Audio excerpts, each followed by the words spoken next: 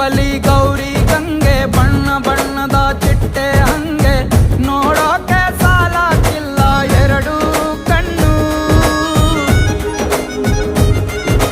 ಗಂಡು ಹೈಕಳು ಬೆಪ್ಪಾಗವ್ರೆ ಬೆರಗು ಕಣ್ಣಲ್ಲಿ ನೋಡ್ತಾವ್ರೆ ದಾವಣಿಲೆ ಬೀಸುತ್ತಾರೆ ಹೆಣ್ಣೈಕಳು.